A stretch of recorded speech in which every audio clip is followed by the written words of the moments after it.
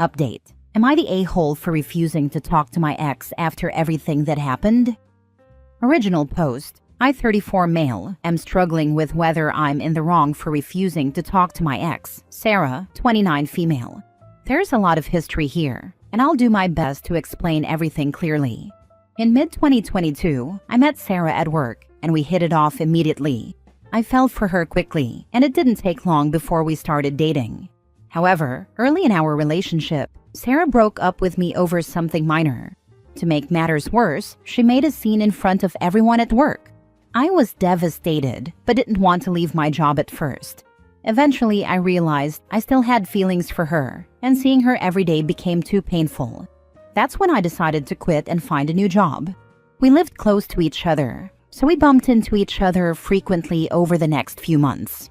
We started talking again, but even though I still had feelings for her, I couldn't bring myself to consider getting back together. What she had done hurt me deeply. After a couple of months, she told me she regretted breaking up with me over something so minor. She admitted that doing it in front of everyone was wrong and that she had been thinking about it ever since. She seemed genuinely remorseful, and I could see she meant it. Feeling that her apology was sincere, I asked if she wanted to give our relationship another try. She agreed, and by early 2023, we were officially back together. 1 year later, things were going great. We talked about marriage and building a future together, which made me feel ready to take the next step. I decided to surprise her with a proposal and started working extra hours to save for a house so we could marry not long after. I didn't tell her why I was working so much because I wanted it to be a complete surprise. Then out of nowhere, she asked for a break. I was blindsided, and when I asked why, she refused to explain. Around the same time, I noticed she had been talking non-stop about a new guy at her workplace. But suddenly, she stopped mentioning him altogether, which made me suspicious. Confused and hurt, I reached out to one of my close friends, Emily, who, along with her boyfriend, still worked at the same place as Sarah. I vented to Emily about what was going on and asked if she knew anything. She said she didn't because she worked in a different department, but she promised to ask around. A few days later, Emily got back to me. She told me that Sarah had been feeling like I was distant lately, especially with me working extra hours and not going out much. Emily said some of Sarah's colleagues had been encouraging her to take a break, claiming I wasn't treating her well and wasn't as invested in the relationship. On top of that, they were trying to match her up with a new guy at work, saying they'd make a better pair. I told Emily about my plans to propose and buy a house for Sarah and me. That was the reason I'd been working so much. I wanted to surprise her with something big. After about 2 weeks, Sarah called me and asked to meet up. I agreed but told her up front that I needed an explanation for why she wanted a break before we could discuss anything else. She brought up how distant I had seemed, saying it made her feel like I wasn't as invested in the relationship anymore. I told her that if she had just talked to me about it, she would have known there was a reason for my behavior, but now it didn't matter anymore. Then she mentioned the new guy at her workplace. I said his name before she could, and she looked surprised, asking how I knew. I told her I wasn't an idiot. I'd noticed how she suddenly stopped talking about him after bringing him up all the time. She swore that she had never cheated on me. I replied that looking for someone better at the first sign of trouble could be considered cheating by some. At that point, I told her I didn't want to hear whatever else she had to say. Whether or not she wanted to get back together didn't matter. I was breaking up with her regardless. The breakup deeply hurt me. I couldn't bear staying in the same place, so I asked my company for a transfer and used the money I'd saved for the proposal to start over in a new city. While talking to Emily, the friend I had vented to before, she apologized to me. She admitted that she had slipped up and told Sarah about my plans to propose and buy a house. Emily said Sarah broke down crying after hearing that.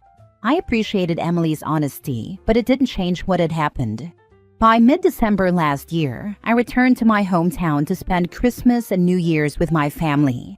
Some friends wanted to organize a party to get everyone together, since many of us, myself included, had moved away and were only visiting for the holidays.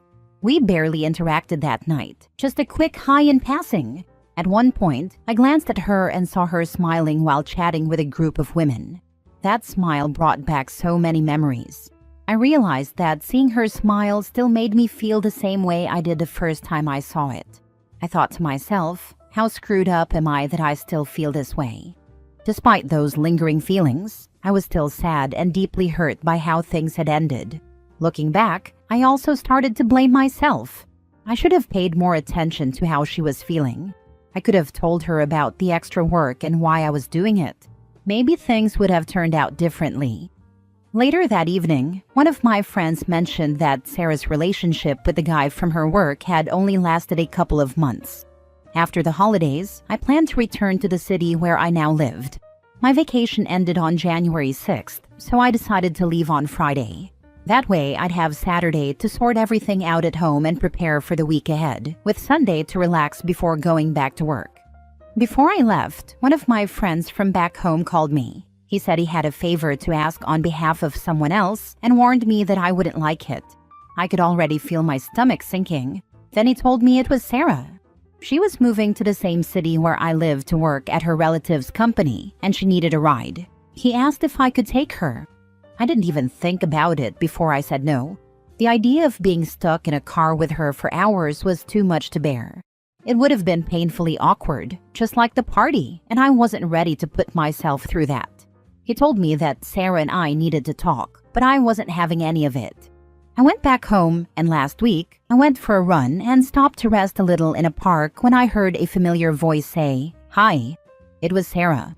She tried to start a conversation by asking how I was and mentioning that we didn't get a chance to talk at the party, but I cut her off, saying I didn't want to talk to her. She told me not to be like that we needed to have a conversation, but I said no. She asked how I could still resent her after almost a year and after everything we'd been through, but I told her it wasn't resentment. I was very honest. I told her that thinking about her, talking about her, or even seeing her still hurts a lot, and that's why I couldn't talk to her. She said that was exactly why we needed to talk. I didn't see the point, so I just walked away. Since then, Sarah has tried to approach me twice more, and I've shut her down both times. Some of my friends think I'm being too harsh and that I should talk to her for closure. Others say it's not okay to torture her over what happened forever. But that's not what this is about. I don't have any resentment or negative feelings toward her anymore. I even recognize now that I share some of the blame. But it still hurts. I can't talk to her because it's like reopening an old wound that never fully healed. So, am I the a-hole for refusing to talk to her? Now for the top comments before reading the update. Not the a-hole. She wants closure because she needs it. Don't do it. Leave her behind. Remember, first sign of trouble and she ran off to cheat with some creep. She deserves nothing but contempt and silence. She doesn't want closure. She wants another chance to get back in with him. I don't know if that's the case really. 50-50. Don't relent. Stand your ground, brother. She screwed you over twice already. Don't give her a third opportunity. Not the a-hole, but if you go back to her, you will be a dumbass. There's not a chance of me going back to her.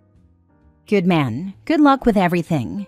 You sound pretty well put together. You'll find her. She's out there looking for you. Now for the first update. Hey everyone. I wanted to give an update and thank you all for your input.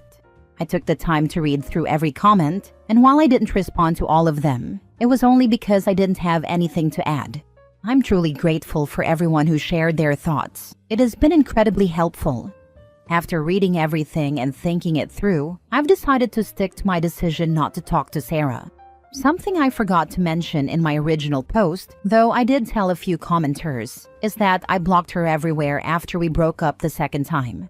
Over the last few days, it seems like her persistence has started to backfire.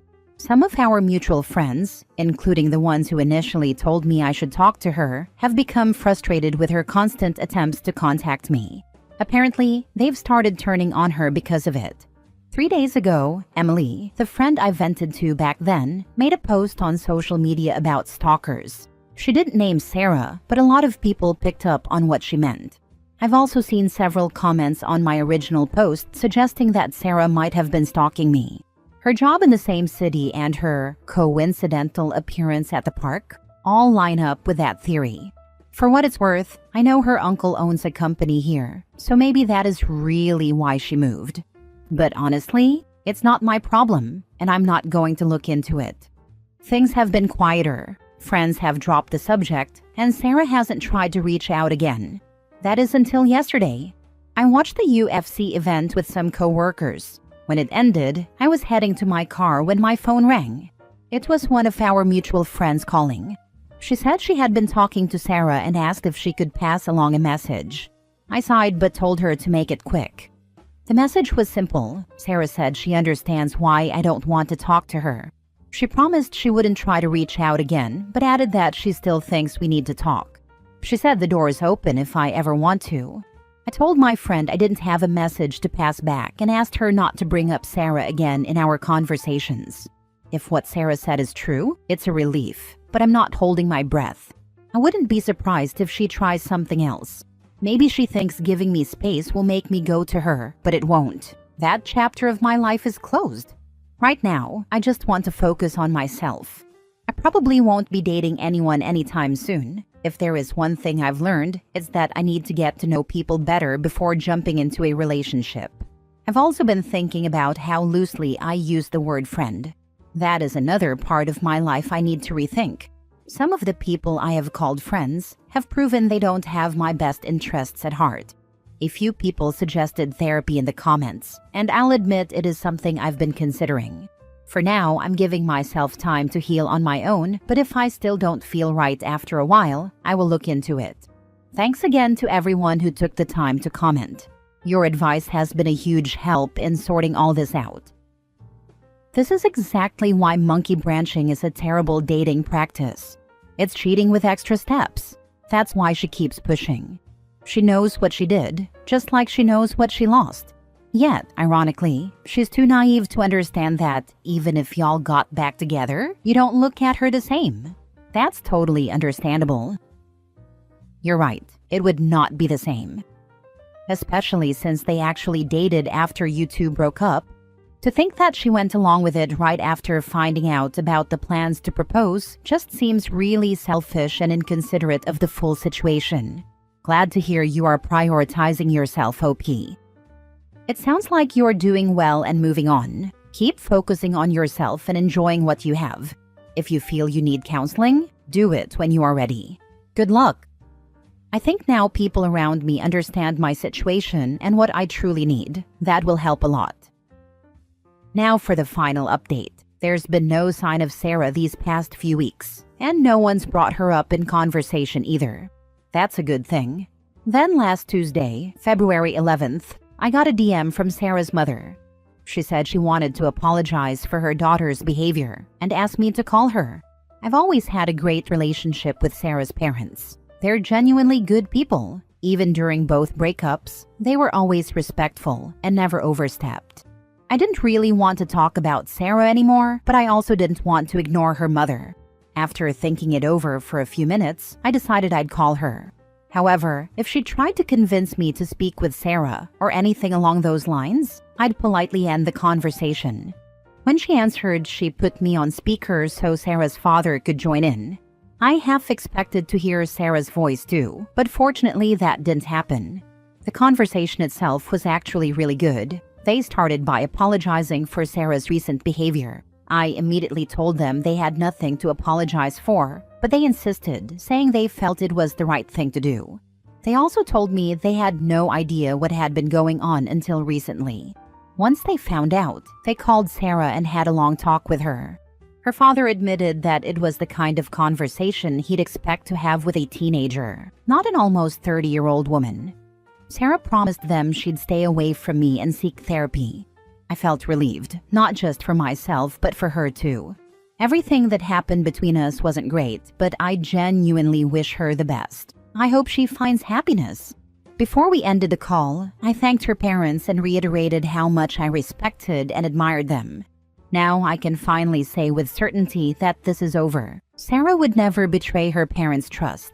Thank you all for the advice. It really meant a lot. I think it's time to finally move on from all of this. Yeah, I've been feeling better lately. So glad to read that. But even if things are starting to look more peaceful for you, please consider therapy.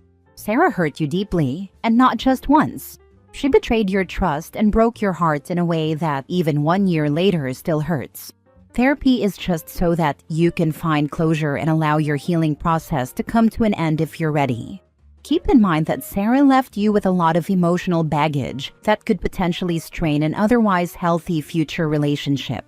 You deserve happiness, and a therapist might guide you to the point where you can fully close the chapter on Sarah emotionally. I wish you all the best. Thanks. I haven't made a decision about therapy yet. Her parents felt the need to call because she was seriously stalking you. I am relieved this is over for your sake, but I would definitely tread carefully. They probably felt the need to intervene before the law got involved. If it kept happening, I'd have no choice. Last story. Am I the a-hole for telling my girlfriend I wouldn't make her coffee anymore unless she stops micromanaging me? So for context, I, 24 male, and my girlfriend, 23 female, have been together for about 2 years, living together for roughly 6 months. Normally, we have a good routine. I wake up first, make coffee, and she wakes up to a nice hot cup. Recently, though, she started getting really particular about how she wants it done. She insists on using this super specific method, measuring the grounds to the exact gram, pre-warming the mug in the microwave for 30 seconds, adding the milk at a certain temperature, and on and on. At first I tried to oblige because, hey, if she loves coffee that much, I want to make it nice for her. But it got to a point where every time I handed her a cup, she'd grill me. Did you weigh the grounds first? Did you warm the mug? Is this whole milk or 2%? If anything was off, even by a tiny bit, she'd sigh and say it wasn't as good as the right way. One morning, she literally took the mug from me, dumped it down the sink, and started the process herself, while ranting that I never do it the right way. I got frustrated and told her, if you're going to be this picky, just make your own coffee. I'm done making something, only to be told how it's wrong every time. She got upset and said I was overreacting, that she just wants her coffee a certain way, and that I should respect her preferences. I argued that I was respecting her preference. I just didn't appreciate the constant criticism or micromanaging. She accused me of being lazy and unaccommodating. Now, I'm feeling guilty because I do want her to enjoy her morning coffee, but I'm also tired of feeling like I'm a barista under constant scrutiny. Am I the a-hole for telling her she can just handle it herself until she stops micromanaging me? Or should I just suck it up and follow her super detailed instructions? Now for the comments. Not the a-hole. If I ask my boyfriend to do something for me, I accept that it is a favor and I can't be picky. Like, babe, will you please help me clean out my car? It'd be really nice and a huge help. But when he does, I don't go white glove it and complain that he didn't wipe out the cup holders. He was being kind and helpful, but he's not my servant. You can't expect others to do nice things for you if you're nasty about your expectations for how they're done. It's that simple. She sounds like a piece of work. My house rule, if you don't like the way I do things, then you get to do it yourself the way you want it. Otherwise, don't complain. Not the a-hole. I like my tea in very specific ways. If someone drops a Lipton's bag in a cup and pours microwaved water over it, I say thank you and drink my terrible tea. Then I go make fancy stuff for myself. That's the only acceptable way to deal with someone making you a morning drink. You thank them, drink it, and then make a cup your preferred way. Agreed. I'm also picky on tea. That being said, I will drink the damn tea offered. I can be picky with my own damn teapot that I make myself.